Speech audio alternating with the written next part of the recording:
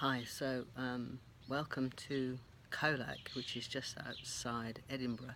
I'm actually at our friend's house at the moment, and I've been making this sort of short series about what it's like to be a vegan travelling abroad, and it kind of shifted from being about what we might eat, more looking at how I felt about travelling and what we were eating. And I mentioned at the end of the last video what was about to happen. So we just arrived today, and Vic has gone out with Carol, our friend, and her husband John is at their farm. And shortly we're invited to go to the farm to meet the cows. So I wanted to just talk briefly about how I'm feeling at the moment and what's kind of coming up for me, or has been coming up. We've been with them for the last couple of days, but we drove all the way up from Sydney to Melbourne and stayed in Melbourne last night. And I have to be fair, they're very good. They've been very good at helping find places to eat and healthy vegan options. They cooked a lovely meal for us the first night that we saw them at the family house. And so I mean, I can't grumble or complain at all about them respecting what we eat. Although there's been a few sort of jokes starting to creep in, which is okay, people do that. But what I'm finding interesting is I thought, well, we're not here to judge them. We're actually here to support them in another completely separate issue. They're having a hard time with something at the moment. So, the whole purpose of our trip was to see them and to come and support them in this other issue. But of course, knowing that they own a cattle farm with, I think they have about 700 cows that obviously they rear. The land is very dry. You can see the garden behind me at the moment. The land is very dry here, and it's very difficult. They're putting in an irrigation system to make sure they can still regularly feed and water the animals and keep them happy. I have to say the animals in this country seem to be reared off the land very well looked after, but of course that's not the point. There's all kinds of points and issues that interestingly they seem oblivious to. So I am having to kind of suck it up and bite my tongue and not comment on the situation, but there's a point at which I'm not quite sure when I will draw the line, or when I will be able to not compromise my kind of ethical and emotional and physical, my feelings about the whole thing. And I don't think I'm going to be able, even though I know that the cows need looking after as they are, and it would be, I don't want to see them suffer. The point of fact is they're being reared for meat. I did try to organise when we came over to interview the guy who was silent for 365 days as a protest for animals. I'm still going to try and do that. I'll write a bit more about that. But at the moment, basically, I'm in a situation where we're staying at friends. John is at the farm at the moment feeding the animals, and they've invited us to go over and meet some of the animals, meet the meat. And I'm not sure if I can do that. Certainly not today. I'll have to think quite a bit about what it means for me to do that. My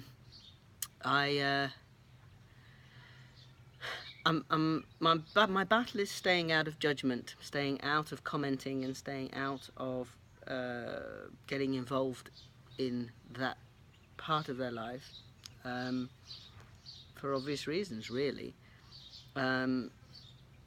Especially when sort of some comments come up, like making comments about the kind of idiots that are raising, I think people are using some of the land out here for growing cotton and growing rice, which are very thirsty crops.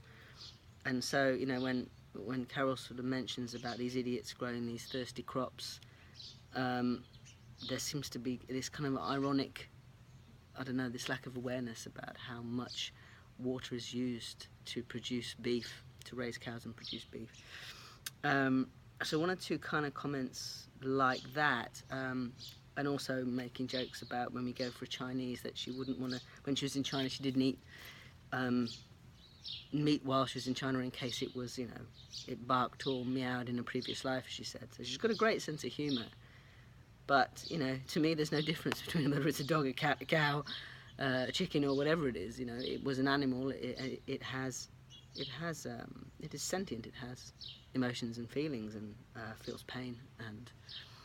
And that's one of the reasons that I can't eat it. Also, for health reasons, you think about how many chemicals are released into our system when we feel fear. You're going to eat that.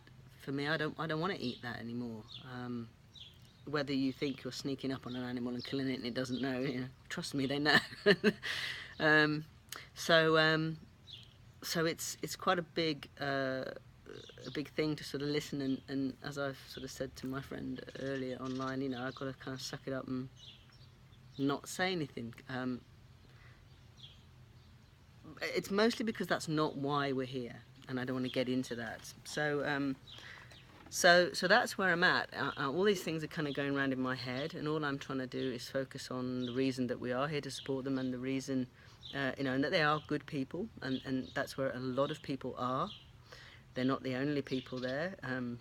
It is an interesting opportunity for me to consolidate how I feel, and actually I can feel the emotion coming up now in sort of seeing how I don't want to see that anymore. I don't want to be a part of it. I've made a conscious choice now to not be involved in that industry, and as Vic sort of says, be a part of the solution, not the problem. Now, I don't want to talk about that because I don't want to talk about them and their life and livelihood as a problem, but it kind of is. There are so many reasons now that I never knew before. It's not just the pain and suffering or the health issues. There's just so many economic and so many ecological reasons that it just feels like the most sensible and appropriate and kind of spiritual thing to do, I think I would say. So yeah, there's jokes about, killing almonds for almond milk and killing carrots, and it's true. We kill stuff to eat it, so I want to cause as little suffering and as damage as possible. And then when I think about that, and I think about what I eat and how much I eat and whether I'm being greedy when I eat, even the things I eat, I could still be being mindful sometimes. So it's giving me a real opportunity to become very consciously aware of what I eat, of how much I eat, of how I feel when I eat. What I'm not doing, which I'd like to do, is say the Buddhist 5 thoughts. Makes me quite emotional when I say them, and maybe that's a good thing to do before I eat, to really kind of bring me present. So the Buddhist thoughts, the 5 thoughts are: we must think deeply about the ways and means by which this food has come. We must consider our merit when accepting it. We must protect ourselves from error by excluding greed from our thoughts. We eat lest we become lean and die. And we accept this food that we may become enlightened. So for me, that puts me into an open heart and into the mind and the heart of gratitude when I eat. And I want to stay out of judging other people and what they do and how they do it and the way that they do it, but maybe not miss an opportunity for appropriate education. I know there's a lot of vegan activists, and I'm grateful for that, very grateful. But I do remember where I was, what it was like being, even sort of trying to be vegetarian when I kind of wasn't fully getting it. And now that I get it, I don't want to be like some of the people I hear them who say, well, I'm far more spiritual than other people, because it isn't like that. We're all on our own path. So I suppose I'm still inviting you to reflect on how you feel when you eat. How might you be able perhaps to eat with more gratitude, whatever you're eating? How might you be able to engage more with your diet and with the physical response you have to food, as well as the emotional response you have to food? And I think the 5 thoughts perhaps are the next thing for me to come back into more practice of that. I mean, you can say that for what we are about to receive, it's that kind of tripped off the tongue a bit before. It didn't make me think so much, whereas the Buddhist 5 thoughts does make me think.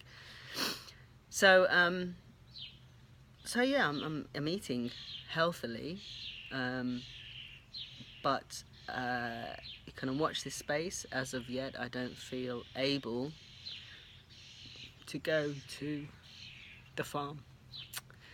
But I know that Vic is very keen to support his friends and the worry they have about the other stuff going on in their life and maintaining their livelihood while they do it. And I know that they went into doing it because they didn't know what else to do. And I know that it keeps them afloat. So I kind of know all the practical stuff around it. But at the end of the day, it's an industry that I don't want to support. So yeah, there's emotion brewing, as you can hear, and what's interesting for me is I don't, on a moment-to-moment basis, I don't know what I'm going to say or do. I'm just trying to appreciate the effort that they're going to look after us, to feed us, to get us nice food. And like I said, they're at the shops at the moment getting, you know, hummus and vegetables and tomatoes and avocados and organic stuff, and, you know, really are looking after us.